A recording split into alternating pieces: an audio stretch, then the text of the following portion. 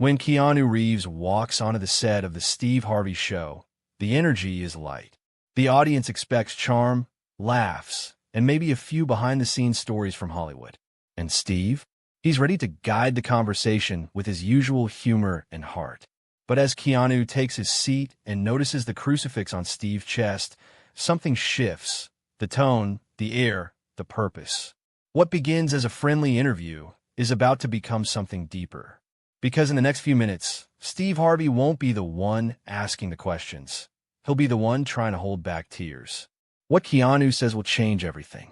And it starts with just one unexpected sentence. Can I tell you something I've never revealed in public? Oh, and before we take off, tell us, where are you reading this from? We love seeing your reactions.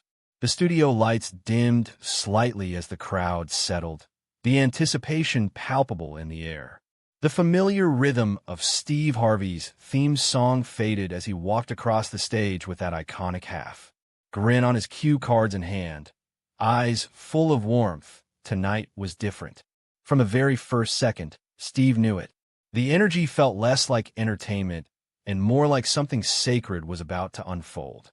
With his voice full of admiration, Steve introduced his guest not just as a Hollywood star, but as something rarer, a soul people felt connected to without ever having met. The media calls him the kindest man in Hollywood, Steve announced to a chorus of applause. The internet says he's the last good guy left. Me? I say he's the realest example of grace I've ever seen. The crowd roared as Keanu Reeves stepped onto the stage, dressed in his usual understated style, dark jeans, a black shirt, and a plain blazer. Nothing flashy, just him. He waved briefly, smiled softly, and gave a slight nod, visibly uncomfortable with the overwhelming attention. As he sat down beside Steve, the energy in the room shifted again, less show, more truth. There was no rush, no performance, just presence. Keanu spoke quietly, almost as if trying not to disturb the peace in the room. He thanked the audience, then admitted, half laughing, half shy, that this kind of reception always caught him off guard. I'm just a guy trying to do his best, he said. Steve leaned in with a grin. That's exactly what makes you special. They began to talk, not just about film roles and Hollywood gossip, but about humanity, about kindness, about what it meant to move through the world without armor, even when the world gave you every reason to wear it. Steve brought up Keanu's reputation, the videos of him giving up his subway seat, helping crew members on set, giving away portions of his salary to support stuntmen, camera operators, even makeup artists. All true, Keanu confirmed, but he didn't see them as grand acts. To me, he said gently, it's just the right thing to do. He spoke with a sort of quiet wisdom, never dramatic, never self-important, and the audience was hanging on every word. Everybody's going through something, he added. Sometimes the smallest gesture can change someone's entire day. Steve nodded, deeply moved. There was something humbling about hearing those words from someone who had every reason to detach, to hide behind status and fame. Yet here he was, bare, honest, open. The conversation turned to contrast. How someone who had seen so much success could remain so grounded. I guess I've always felt that none of this is promised, Keanu said. I've lost a lot, and when you lose people you love, when life shakes you to the core, you realize that none of it, makes you better than anyone. He paused for a moment, his eyes drifting off camera, maybe into a memory. I grew up moving around a lot, he continued. Born in Lebanon, raised in Canada. My father left when I was young. My sister battled leukemia. I lost my partner. I lost a child. And still I'm here. Every day is a choice. You either let pain harden you, or you let it shape you into someone softer. The words settled like a weight on the room. You could feel it. People holding their breath, reflecting on their own pain. Steve, visibly moved, touched the small crucifix that hung around his neck. He didn't say anything at first, just let his fingers rest there, quietly acknowledging something only he could feel. You talk about silence like it's familiar, he finally said. Keanu nodded. It is. Silence has been my companion for a long time. But in that silence, sometimes I hear the clearest things.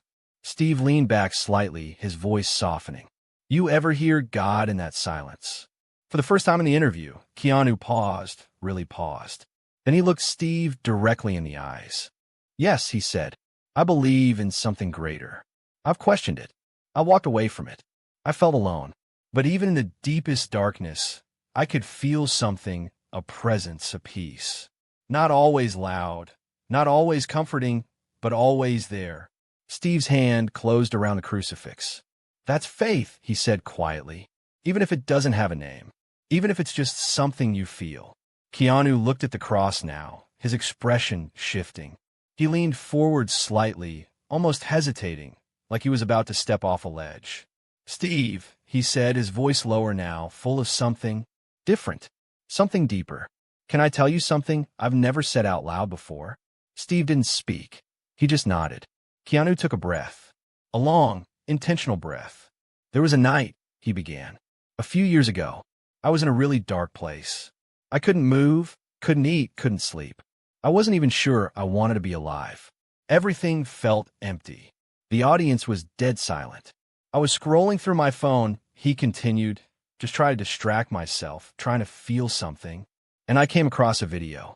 It was you, talking about purpose, about faith, about how God doesn't waste pain. Steve froze. But it wasn't just what you said, Keanu added. It was how you said it, like you'd lived it. And you were wearing this crucifix, this exact one. And I remember thinking, this man believes in something bigger. Maybe I can too. Steve slowly looked down at the cross on his chest, his fingers tightening around it. I watched that clip 3 times, Keanu whispered. And the next morning, for the first time in weeks, I got out of bed. He sat back slowly, almost as if the memory itself had weight. I've never told anyone that, he said, but I've carried your words with me ever since. Steve didn't speak for a long moment. When he did, his voice cracked. I just talk from the heart, he said. I had no idea. Keanu interrupted him gently. That's just it. You didn't have to know. That's what made it real. You weren't trying to inspire me. You were just being yourself. And that saved me. There was emotion swelling in Steve's eyes now. The studio lights reflected off a tear that escaped down his cheek.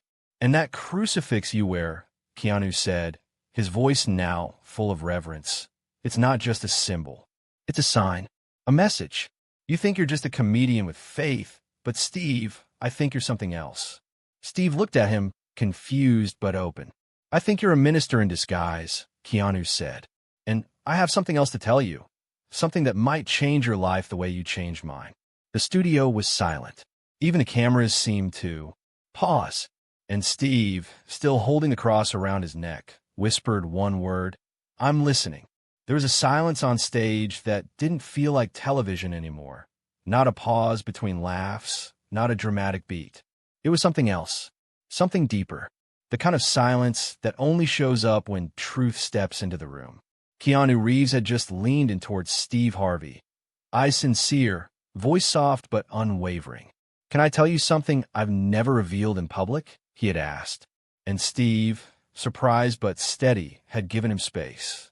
Now, Keanu sat back in his chair, adjusting slightly like someone about to open a door that had remained closed for too long. The audience was utterly still. No whispers, no fidgeting, just pure human attention. Keanu took a slow breath. His eyes didn't wander. They stayed locked on Steve. But what he was seeing was far away. There was a season in my life, he began, when I couldn't find a reason to wake up. Steve didn't flinch, but his body stilled, as if his soul had leaned forward. I had lost people, Keanu continued, not just a death to life. 2. Time to pain, one after the other. His voice was calm, but each word seemed to echo off the walls of something buried. My daughter was stillborn, he said gently, and just a few weeks later, I lost Jennifer. She was the closest thing I had at home. He paused, then looked down at his hands for a moment. I don't think I cried right away. Grief isn't always loud. Sometimes it's quiet. So quiet you forget you're alive. The audience sat breathless. Some leaned forward. Some leaned into themselves. I kept working, he said. Kept doing interviews. Kept playing roles.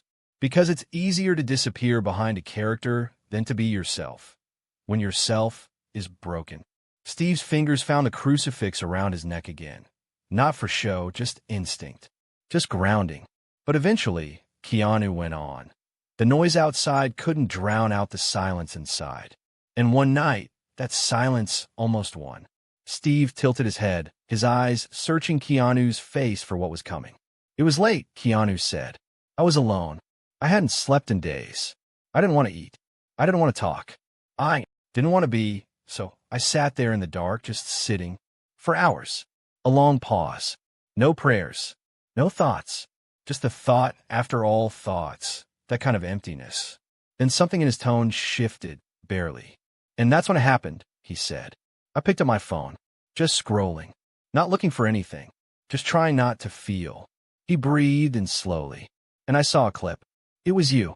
Steve blinked, visibly caught off guard. You were on stage, Keanu said, talking about storms.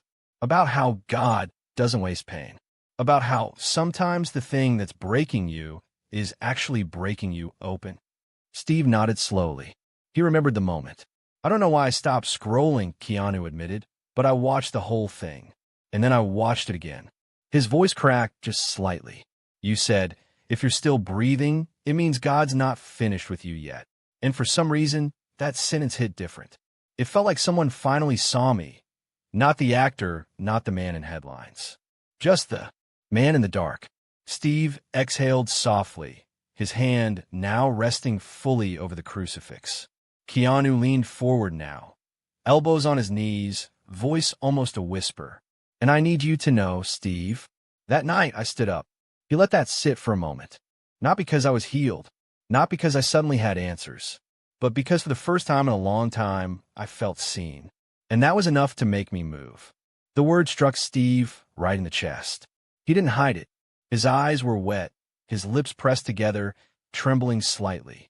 Keanu looked at him with a mix of gratitude and reverence. I never meant to tell this story, he said, but sitting here looking at you, I realized I had to. Steve's voice came slowly, thick with emotion. Man, I don't even know what to say. You don't have to say anything, Keanu replied. You already did, years ago. He gestured towards Steve's chest. And that crucifix you wear, that's what caught my eye first. Before your words, before your message. That symbol in that moment was a lighthouse. Steve's gaze dropped to the cross again. His hand tightened around it instinctively. I kept watching your message over the next few days, Keanu said. Not because it fixed me, but because it reminded me that healing doesn't require answers, just hope. The audience was still quiet, some now visibly emotional. A few wiped their eyes. Others simply sat, absorbing. Steve leaned back, swallowing hard. You think you're just talking, Keanu said. Just entertaining. Just surviving. But that night, you were doing more than that. You were lifting someone who didn't have the strength to stand. Steve closed his eyes for a second, taking it in. I needed to tell you, Keanu continued, because the world knows you as a host, a comedian, a motivator, but I don't think that's the full truth. Steve looked back at him, still stunned. I think, Keanu said slowly, you're a minister in disguise. A long silence followed. Steve's eyes filled again. He shook his head softly, but not in denial, more like disbelief. Humble disbelief. You ever wonder why people are drawn to you? Keanu asked. All the time, Steve admitted. Keanu smiled gently. It's because they're not just hearing your voice. They're feeling your spirit. You carry something sacred, man. Steve laughed, a short, broken laugh. I'm just trying to make it like everyone else. That's what makes it real, Keanu said. You're not trying to be anything other than who you are. And because of that, you reach people you'll never meet. He looked toward the audience now. People in rooms like this. People on the other side of a screen. People sitting in silence like I was. Then he turned back to Steve. And I know it's hard sometimes carrying that kind of weight. Not knowing if what you're doing even matters. Steve nodded slowly, visibly affected. But I'm here to tell you, Keanu said, it does. And just when the moment seemed to reach its emotional peak, Keanu's expression changed, slightly, but undeniably. More serious, more intentional. He leaned in, lowering his voice.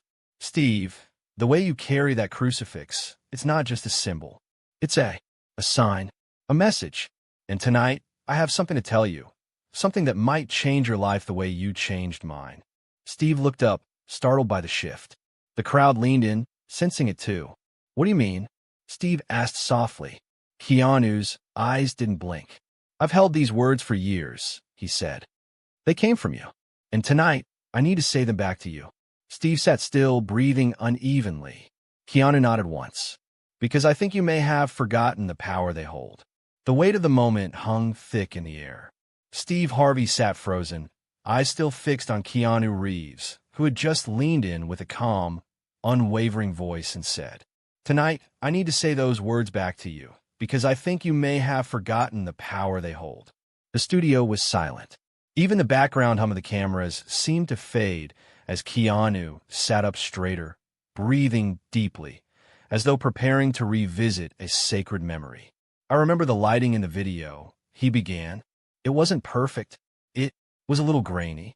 You were on stage, holding a mic in one hand, your other hand resting right over your chest, over that cross. Steve nodded slowly, already feeling the emotions swell inside him.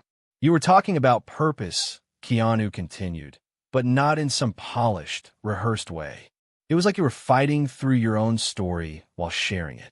You said pain has a language, that when someone who's been through something speaks, it cuts through the noise. He paused, locking eyes with Steve.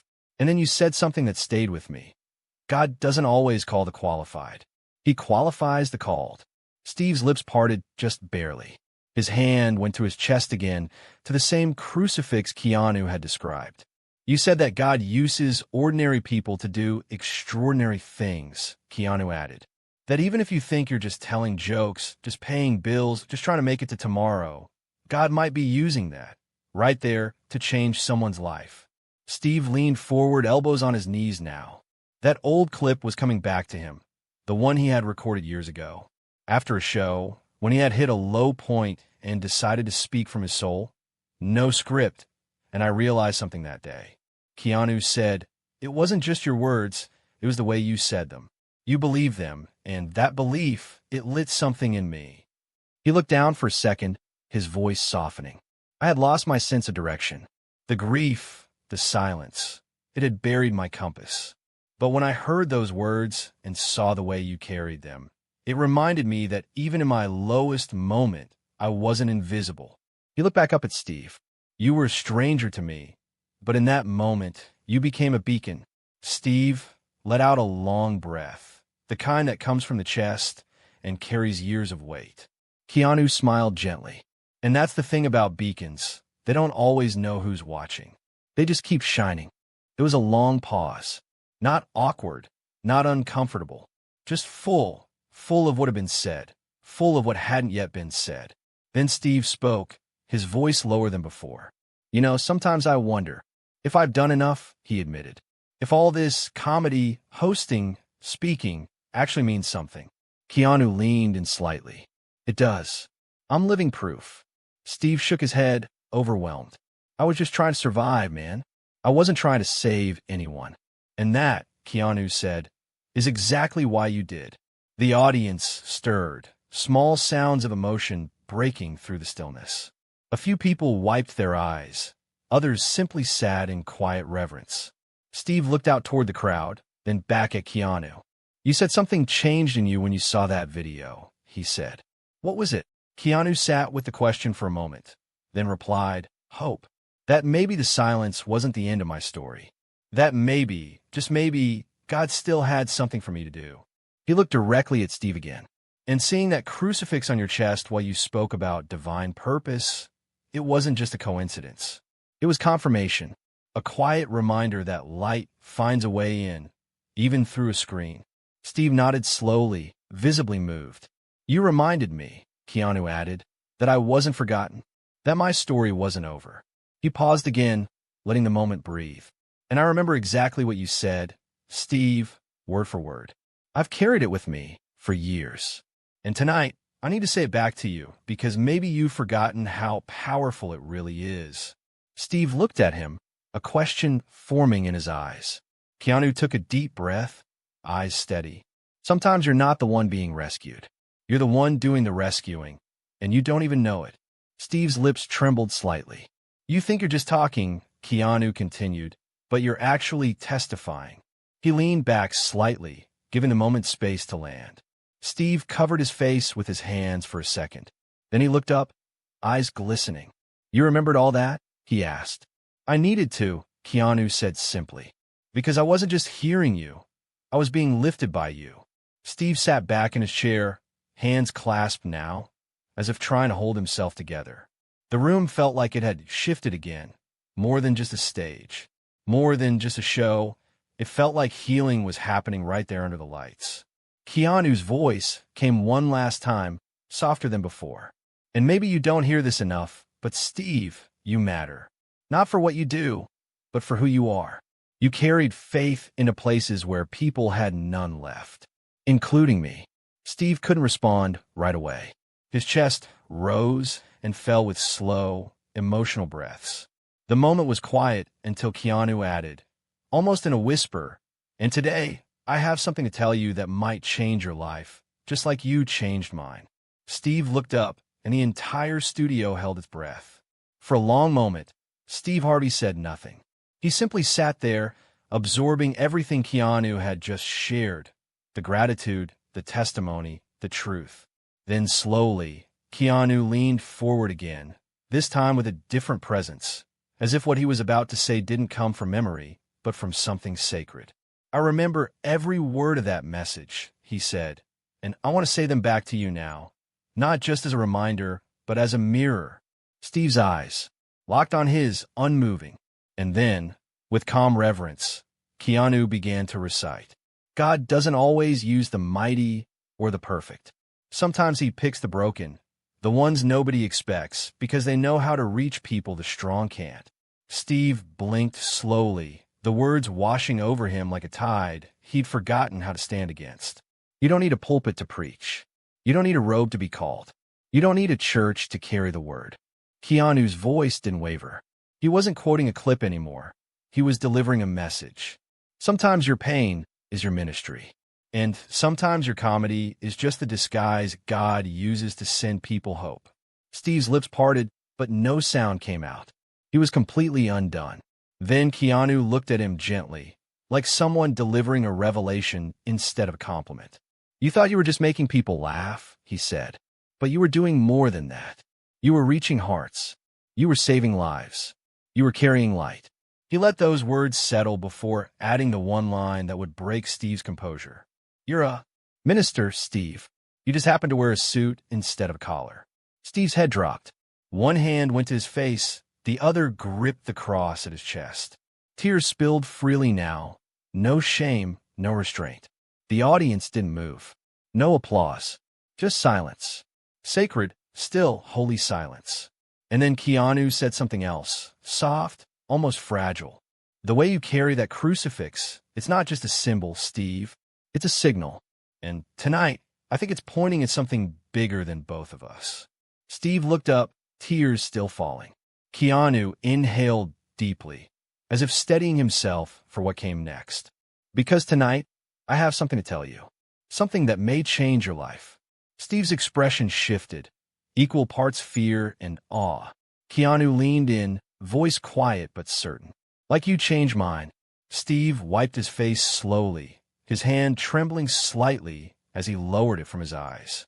The tears hadn't fully stopped, but now they mingled with a kind of stillness, a reverence that made even the lights on set seem softer.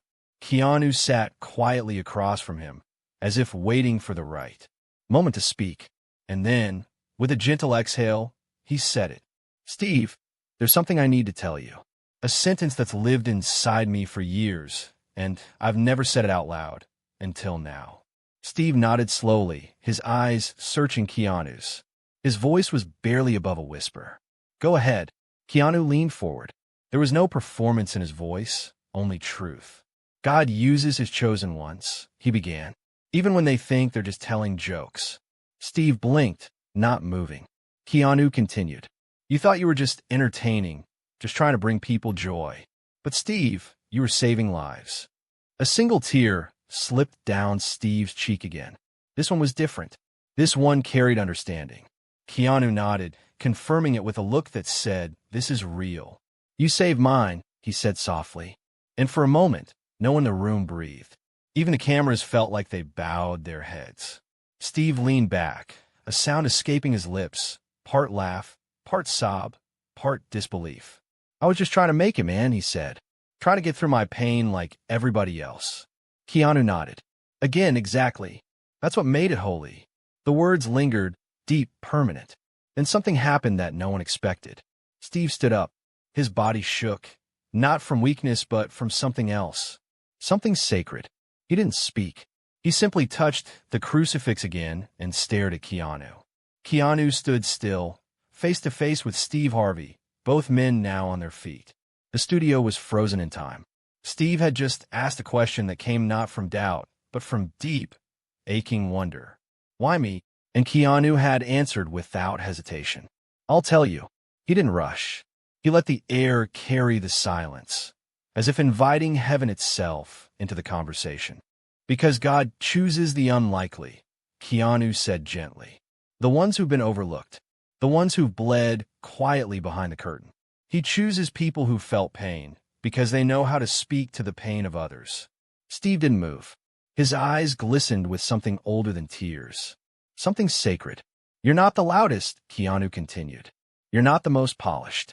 You didn't go to seminary. You didn't memorize scripture. But God saw your scars and trusted you with a microphone anyway.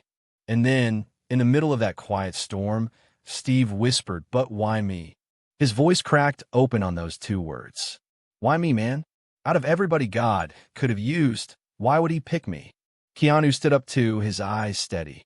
He said nothing for a moment, then took a step closer, stopping just in front of Steve, and replied, I'll tell you. The camera pushed in slowly. The audience didn't move.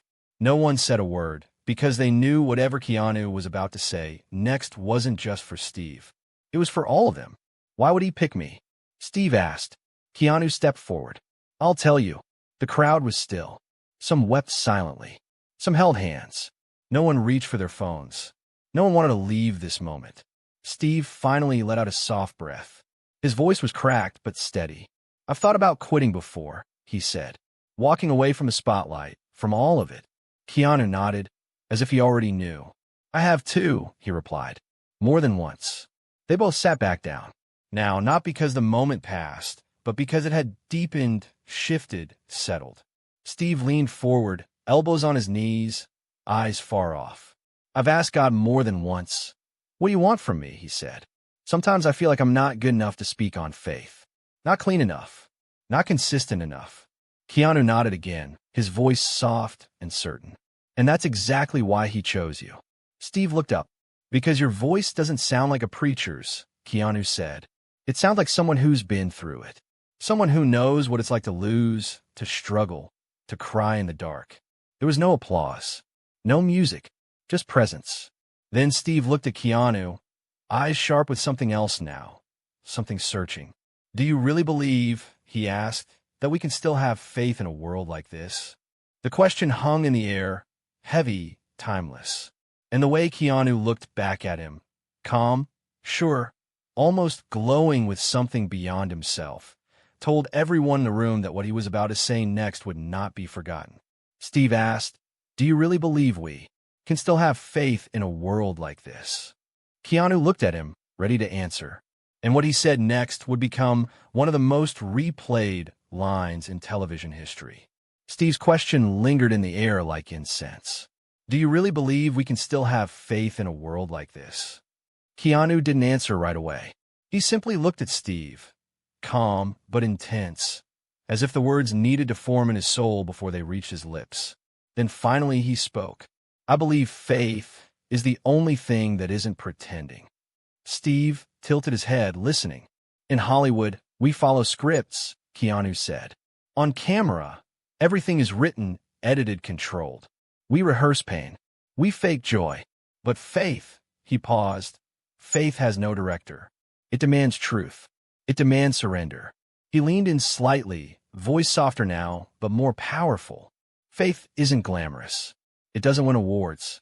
It's not invited to after parties.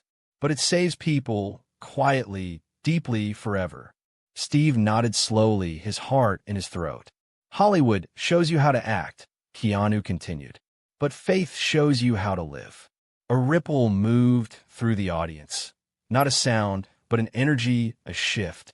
Faith is the only path, Keanu said, that has no spotlight, no camera, no applause.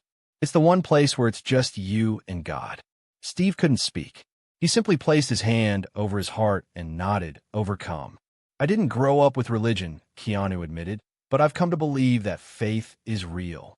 Not because someone preached it to me, but because it met me in the silence. It met me when the lights were off and no one else was around. He looked at Steve, eyes full of something eternal. And it met me through you. Steve looked at him, trembling. Not the Hollywood version of you. The real you. The broken you but still standing version. The man with a cross on his chest who had the courage to speak life into a stranger through a screen. Keanu stood up, and after a beat, Steve stood with him. They looked at each other for a long moment. Two men, two lives shaped by pain, now bound by grace. Then Keanu stepped forward and opened his arms. Steve walked in without hesitation. They embraced, not as actor and host, but as brother and brother. The audience stood slowly, reverently. No one clapped yet. It didn't feel right to interrupt the sacred. Finally, Steve turned to the crowd, his voice cracked but full of spirit. I've had a lot of moments on this stage, he said, but this was the greatest gift I've ever received. He closed his eyes for a second, then lifted his head, and with sincerity, he whispered, "Let's pray." In that studio, in front of millions of viewers, two men with stories of pain became instruments of healing. And for a moment, the world believed again.